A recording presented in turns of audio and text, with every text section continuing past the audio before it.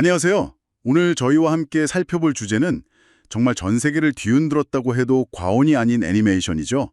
K-pop 데몬 헌터스입니다. 네, 반갑습니다. 보내주신 여러 자료들을 쭉 보니까 이 작품이 서울이라는 도시를 단순히 배경으로만 쓰지 않았다는 점이 흥미롭더라고요. 맞습니다. 특히 많은 분들이 얘기하시는 그 낙산공원 장면.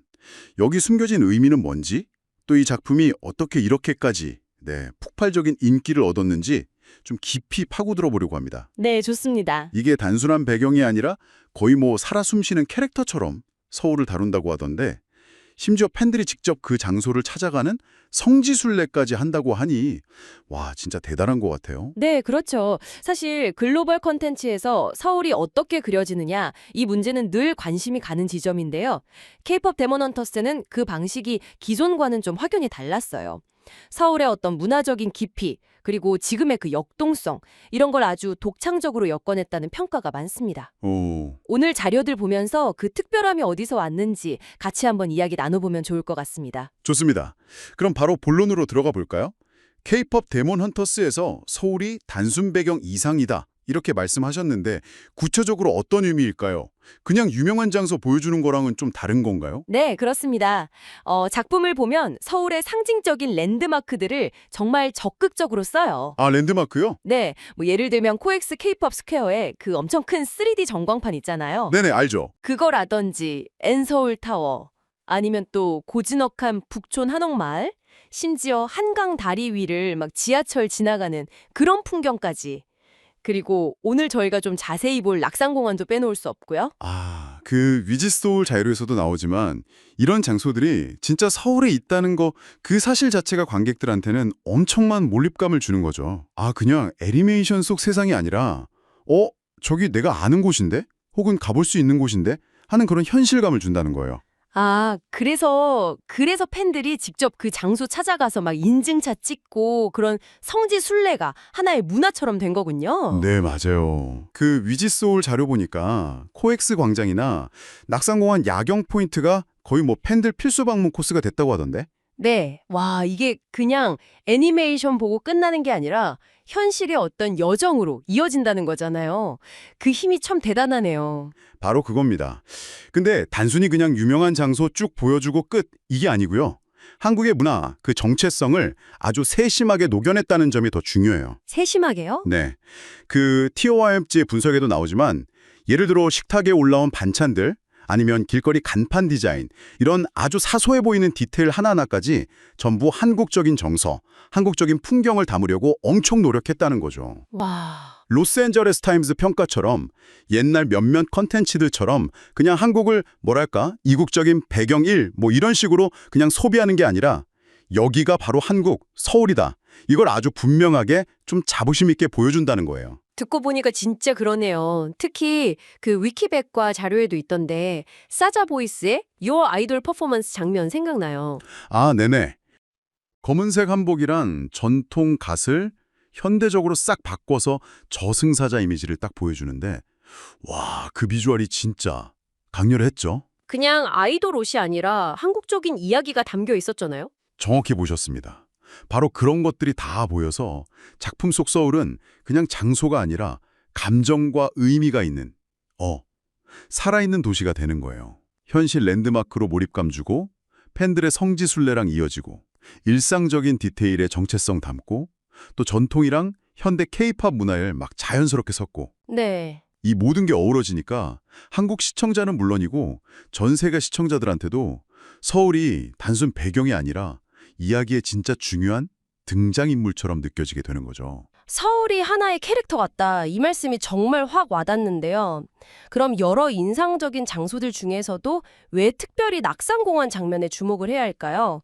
이 장면이 뭔가 좀 다른 의미가 있다고들 하던데요. 네, 낙산공원 장면은 여러모로 좀 곱씹어 볼 만한 구석이 많습니다. 아, 그래요? 실제 낙산공원도 가보시면 아시겠지만 그 오래된 성곽이랑 언덕, 또 그 너머로 쫙 펼쳐진 현대적인 도시 야경이 어우러져서 되게 독특한 분위기가 있잖아요. 과거랑 현재가 딱 공존하는 느낌. 네, 맞아요. 저도 가봤어요. 작품 속에서는 바로 여기가 그 화려한 무대 위에 K-팝 아이돌이 처음으로 악령이랑 딱 정면으로 맞서는 그런 일종의 전환점이 되는 공간으로 나와요. 아, 전환점. 네.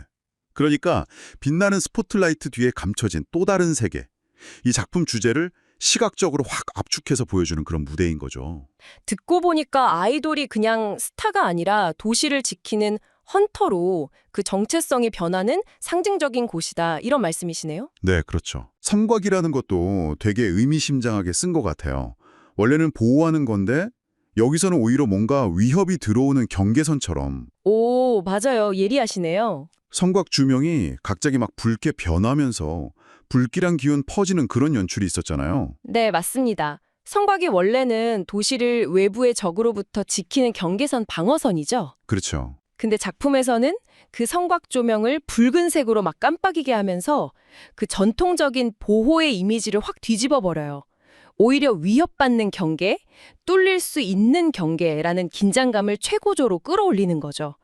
성곽이라는 전통 상징물에 현대적인 조명 연출을 딱 결합해서 새로운 의미를 만들어낸 거예요. 그리고 또 하나 주목할 만한 게 이 장면 바로 전에 엄청 화려하고 시끄러운 공연 무대가 있었잖아요. 네. 그거랑 갑자기 확 대비되는 그 정적, 음산함, 이것도 중요해요. 아이돌 음악이 갑자기 뚝 끊기고 막 바람소리나 북소리 같은 약간 전통적이면서도 좀 으스스한 소리들이 쫙 깔리면서 분위기가 그냥 180도 확 바뀌죠. 그러고 보니 남산이나 한강처럼 훨씬 유명하고 야경도 막 번쩍번쩍한 곳들 많잖아요. 네, 많죠.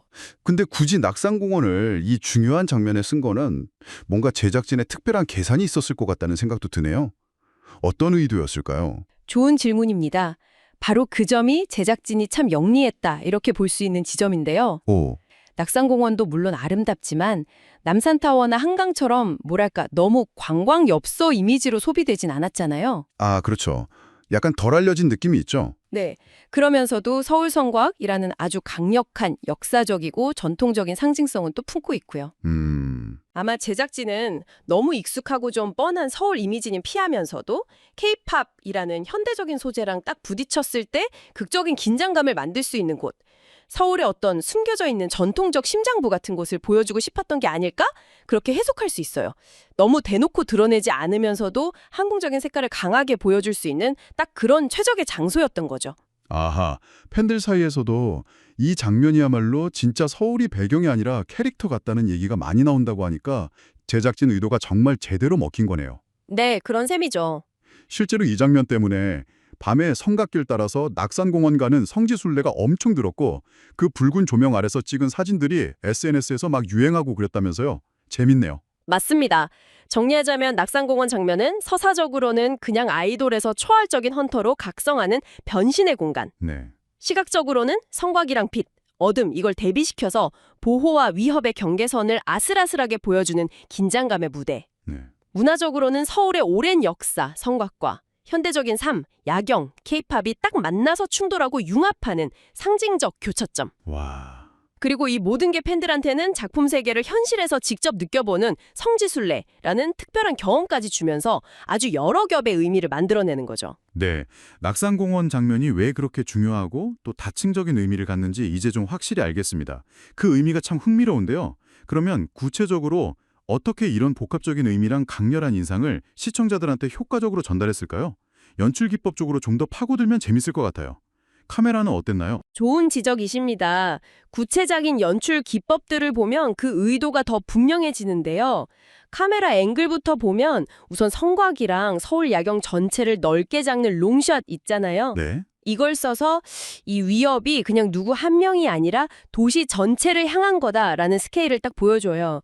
그리고 마치 뱀 기어가듯이 그 곡선 형태 성곽을 카메라가 쭉 따라가면서 경계선의 그 불안정한 느낌을 강조하고요. 아, 반면에 아이돌 멤버들이 딱 각성해서 등장할 때는 아래에서 위로 쳐다보는 앵글, 그러니까 틸트업을 써서 그들의 위상이 그냥 무대 위 스타에서 도시를 지키는 수호자로 뭔가 격상되는 듯한 느낌을 주죠. 오. 그리고 악령이 막 본격적으로 나와서 혼란스러운 장면에서는 일부러 카메라를 손으로 들고 찍은 것처럼 핸드헬드 기법을 쓰거든요. 네, 막 흔들리는 거요? 네, 이게 단순히 화면만 흔드는 게 아니라 관객이 마치 그 위험하고 긴박한 현장 한가운데 던져진 듯한 그런 불안감, 현장감을 극대화시키는 역할을 해요. 색감 쓰는 것도 엄청 극적이었던 것 같아요. 처음엔 되게 평화롭고 차분한 파란색 톤 밤 풍경이었는데 악령 기운 퍼지면서 성곽 조명이 막 붉게 깜빡이고 클라이막스 가서는 화면 전체가 거의 빨간색이랑 검은색으로 뒤덮였었죠. 맞습니다. 색깔은 감정이나 분위기를 전달하는 정말 직접적인 도구죠. 초반에 그 푸른색 톤은 일상적이고 평화로운 서울 밤을 보여주다가 성각 조명이 붉은색으로 간헐적으로 깜빡이기 시작하면서 뭔가 불길한 징조, 그러니까 악령의 침입을 시각적으로 딱 예고하는 거예요. 네. 그리고 전투가 최고조에 달했을 때는 아주 강렬한 붉은색이랑 깊은 검은색을 대비시켜서 위기감, 긴장감을 최고로 끌어올리고요. 그러다가 캐릭터들이 변신하거나 특별한 능력을 쓸 때는 K-팝 뮤직비디오에서 자주 보이는 네온 퍼플이나 청록색 같은 화려한 색깔을 잠깐씩 써서 그들의 힘이 K-팝 에너지랑 연결돼 있다는 걸 시각적으로 보여주기도 하고요. 음향 효과도 분위기 바꾸는데 결정적이었던 것 같아요. 신나는 케이팝 음악이 갑자기 딱 멈추고 뭔가 좀 전통적이면서도 으스스한 소리들이 들렸던 것 같은데 소리는 어떻게 썼나요? 음향은 눈에는 안 보이지만 분위기를 완전히 지배하는 힘이 있죠. 여기서 흥미로운 질문은 소리가 어떻게 공간의 성격을 바꾸는가 이거예요. 이 장면에서는 시끄럽고 현대적인 무대 음악을 의도적으로 갑자기 뚝 끊어버려요. 네, 맞아요. 갑자기 조용해졌죠? 네, 그리고 그 빈자리를 북소리, 징소리, 바람소리 같은 약간 한국 전통음악이나 효과음에서 따온 듯한 소리들로 채워넣죠. 이게 단순히 배경음악만 바꾼 게 아니라 일상적인 공연 공간이 순식간에 전통적인 의례나 테마의식이 벌어지는 비일상적인 공간으로 전환됐다는 걸 청각적으로 암시하는 장치예요. 특히 그 저승사자나 무당의식 같은 거 연상시키는 둔탁하고 반복적인 북소리 있잖아요. 그건 초자연적인 존재의 등장을 알리고 긴장감을 확 높이는데 아주 효과적으로 쓰였어요. 액션 연출도 진짜 독특했어요. 그냥 막 치고받고 싸우는 게 아니라 케이팝 아이돌 그룹 군무 동작들이 액션 안에 녹아 있었잖아요. 아, 네네. 예를 들면 공중 발차기 하는데 꼭 브레이크 댄스 동작 같기도 하고 팔 휘두르는 공격이 팝핀이나 웨이브 춤 동작이랑 이어지는 것 같기도 하고 이게 그냥 멋있으라고만 한 건 아니겠죠? 정확히 보셨습니다.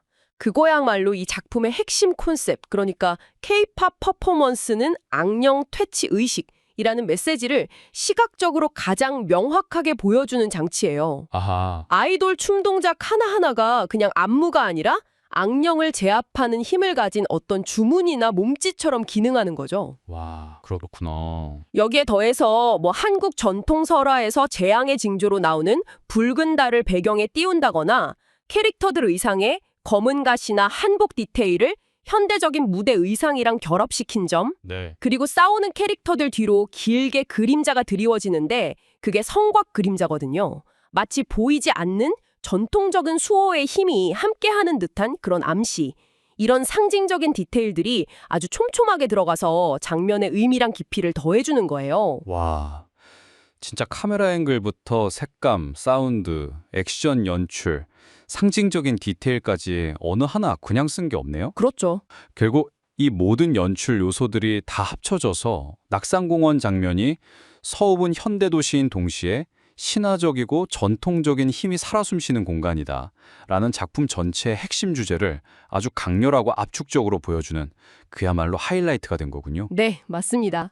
그냥 멋진 장면 하나 만들자 이걸 넘어서서 작품이 진짜 하고 싶은 말을 시청자들이 온몸으로 느낄 수 있게 모든 감각적인 요소들을 정교하게 설계하고 조율한 결과라고 볼 수 있겠습니다. 서울을 이렇게 입체적이고 매력적으로 그려낸 것만으로도 대단한데 사실 이 애니메이션이 거둔 성공은 전 세계적으로 그 이상이었잖아요. 네, 그렇죠. 보내주신 자료들을 쭉 보니까 이 K-팝 데몬 헌터스 신드롬의 배경에는 정말 여러 가지 요인들이 복합적으로 작용한 것 같아요. 어떤 게 핵심 동력이었을까요? 네, 자료들을 분석해보면 크게 한 6가지 정도의 핵심 성공 요인을 짚어볼 수 있을 것 같습니다. 6가지나요? 네, 첫 번째는 역시 아까도 잠깐 나왔지만 K-팝과 한국 전통 문화의 그 신선하고도 대담한 조화. 아, 그거요? 네이버 블로그 분석이나 K-스피릿 기사, 위키백과 항목 등 여러 자료에서 다 공통적으로 지적하는데요. 전 세계 팬덤을 가진 K-팝 아이돌이라는 현대적인 소재에 한국의 무속신앙, 도깨비, 저승사자 같은 전통 설화 요소를 아주 자연스럽게 녹여낸 그 독창적인 세계관 설정. 이게 처음부터 엄청난 호기심과 매력을 불러일으켰다는 거죠. 그 독창적인 세계관이 음악이랑 비주얼로 진짜 잘 구현됐다는 평가도 많았잖아요. 가디언이나 EW.com 같은 해외 매체에서도 막 극찬하고 OST는 빌보드 차트 기록까지 세웠다고 하니 단순 배경음악 수준이 아니었던 것 같아요. 맞습니다. 그게 바로 두 번째 요인인데요. 압도적인 음악과 스타일리시한 비주얼 스토리텔링입니다. 골든, 요 아이돌 같은 대표곡들이 들어있는 OST 앨범이 발매되자마자 빌보드 200 차트 1위에 올랐고요. 와, 1위. 네, 2025년에 나온 모든 사운드 트랙 앨범 중에서 최고 판매량 기록도 갈아치우는 등 음악 자체만으로도 엄청난 성공을 거뒀어요. 대단하네요. 애니메이션 자체 비주얼도 K-팝 콘서트 영상의 그 현란함이랑 영화적인 연출 기법, 또 애니메이션 특유의 표현력, 이게 정말 절묘하게 결합되어 있다는 찬사를 받았죠. K-팝 팬, K-드라마 팬, 애니메이션 팬들이 다 좋아할 만한 그런 감수성을 정확히 잡았다는 분석이에요. 세 번째 요인으로는 그 화려한 성우진도 빼놓을 수 없겠네요. EW.com이나 위키백과 보니까 한효섭, 이병헌 씨 같은 한국 톱스타들은 물론이고 켄정, 다니엘 대김 같이 할리우드에서 활동하는 아시아계 배우들까지 와, 정말 이름만 들어도 어마어마하던데요. 네, 화려한 다국적 스타 성우진의 참여가 캐릭터의 생동감을 불어넣고 작품 인지도를 높이는 데 크게 기여한 게 세 번째 요인이고요. 그리고 네 번째는 그 결과로 나타난 글로벌 OTT에서의 기록적인 흥행과 이례적인 극장 성공입니다. 아, 극장 성공이요? 넷플릭스 영화인데? 네, 가디언, EW.com, 이코노믹 타임스 등 여러 외신 보도를 보면 넷플릭스 공개 직후 그냥 바로 글로벌 1위, 41개국 영화 부문 1위를 찍었고요. 현재까지 누적 시청 2억 3,600만 회 이상을 기록하면서 넷플릭스 역대 가장 많이 본 영화 순위에도 올랐습니다. 와, 2억 3천만. 근데 더 놀라운 건 이례적으로 북미 같은 일부 국가에서 한정판 싱어롱 버전으로 극장 상영을 했어요. 근데 이게 무려 1,800만 달러에서 2천만 달러, 우리 돈으로 하면 꽤 큰 돈이죠. 그 정도 박스오피스 수입을 올리면서 또 한 번 화제가 됐죠. 넷플릭스 영화가 극장에서 그것도 싱어롱 버전으로 그렇게 성공했다는 건 진짜 이례적인 게요. 그만큼 팬들 열기가 엄청났다는 증거일 텐데 다섯 번째 요인이 바로 그 팬덤 역할인가 보네요. 맞습니다. 뉴스.com AU나 데일리 텔레그래프 기사 보니까 극장에서 팬들이 막 캐릭터 코스튬이 입고 K-팝 춤 따라 추고 거의 축제 분위기였다고 하던데요. 네, 팬덤 중심의 참여적인 문화 확산. 이게 다섯 번째 성공 동력입니다. 그냥 작품 보고 끝내는 게 아니라 팬들이 직접 코스튬 입고 춤 따라 추면서 적극적으로 즐기고 이걸 또 SNS로 막 공유하면서 자발적인 홍보랑 문화 확산이 이루어진 거죠. 네. 뉴욕 포스트에서 다른 뉴욕 타임스퀘어 대규모 팬 이벤트나 엠파이어 스테이트 빌딩을 작품 테마 색깔로 막 점등한 공식 행사 같은 것도 다 이런 팬들 열기를 보여주는 사례고요. 마지막으로는 역시 작품 자체의 완성도, 그리고 그게 불러일으킨 어떤 문화적인 공감대, 이걸 꼽아야겠네요. 맞습니다. 여섯 번째 요인은 높은 작품 완성도와 시대적 문화적 공감대 형성입니다. EW.com, 가디언, 이코노믹 타임스 같은 주요 매체 평론가들은 물론이고 일반 관객들도 시각적인 즐거움, 중독성 있는 음악, 매력적인 스토리랑 캐릭터, 세련된 연출 등등 다방면에 걸쳐서 정말 극찬을 아끼지 않았어요. 네. 사랑스럽고 재미있고 예술적으로도 정말 멋지다. 작품 곳곳에서 한국 문화에 대한 깊은 이해와 애정이 느껴진다. 이런 호평이 대부분이었죠. 여기에 더해서 경향신문 분석처럼 K-팝을 필두로 한 글로벌 K 콘텐츠의 위상이 높아진 이런 시대적인 분위기 속에서 한국 문화에 대한 어떤 자부심, 그리고 문화적 다양성에 대한 긍정적인 인식이 딱 맞물리면서 작품의 매력을 더 키운 측면도 분명히 있습니다. 와, 진짜 K-팝과 전통의 만남이라는 그 독창적인 기획부터 시작해서 음악, 비주얼, 캐스팅, 플랫폼 전략, 팬덤과의 소통, 그리고 시대 정신까지 어느 하나 빠지는 거 없이 모든 요소가 정말 완벽하게 딱 맞물려 돌아가면서 그냥 애니메이션 하나 흥행했다 이걸 넘어서서 거대한 하나의 문화적 사건을 만들어낸 거군요. 네, 정확히 그렇습니다. 어느 한 가지 요인만으로는 설명하기 어려운 아주 복합적이고 유기적인 성공 사례라고 할 수 있겠습니다. 한국적인 것이 가장 세계적인 것이 될 수 있다. 이 가능성을 또 한 번 보여준 사례이기도 하고요. 네. 오늘 저희는 K-pop 데몬 헌터스가 서울이라는 도시를 얼마나 새롭고 또 입체적으로 담아냈는지, 특히 그 상징적인 낙산공원 장면 분석을 통해서 깊이 있게 들여다봤습니다. 네. 더 나아가서 이 작품이 어떻게 전 세계적인 신드롬을 일으킬 수 있었는지 그 성공 요인들까지 꼼꼼히 짚어봤고요. 오늘 나눈 이야기의 핵심은 결국 서울이라는 구체적인 어떤 지역성, 로컬리티, 그리고 한국 전통 설화라는 문화적 특수성을 K-pop, 최첨단 애니메이션 기술, 스타 캐스팅 같은 전 세계적으로 통하는 보편적인 형식, 문법 안에 아주 성공적으로 녹여냈다는 점인 것 같아요. 바로 그 문화적 특수성이랑 보편적인 재미, 그 사이의 절묘한 균형점, 이게 성공의 가장 중요한 열쇠 아니었나 생각합니다. 오늘 저희가 살펴본 자료들 그리고 나눈 이야기들을 이렇게 곱씹어 보니까요. 이런 질문을 한번 던져보고 싶어지네요. 네. K-pop 데몬 헌터스의 성공 요인 중 하나로 분명히 전통 설화와 최첨단 현대 엔터테인먼트의 성공적인 융합, 이게 꼽혔잖아요. 네, 그랬죠. 여러분이 그동안 접했던 다른 수많은 글로벌 문화 콘텐츠들을 한번 떠올려 보세요. 이렇게 고대의 것 혹은 아주 전통적인 요소가 가장 현대적인 장르와 만나서 이 정도 규모의 세계적인 성공을 거두는 경우가 흔하다고 생각하시나요? 만약 그렇다면 혹은 그렇지 않다면 그 이유는 뭘까요? 그리고 이것은 오늘날 전 세계 관객들이 콘텐츠에서 무엇을 기대하고 또 무엇을 찾고 있는지에 대해 우리에게 어떤 힌트를 줄 수 있을까요? 한번 스스로에게 질문을 던져보시는 것도 오늘 저희와의 대화를 마무리하는 좋은 방법이 될 것 같습니다. 오늘 저희와 함께 깊이 파고 들어주셔서 감사합니다.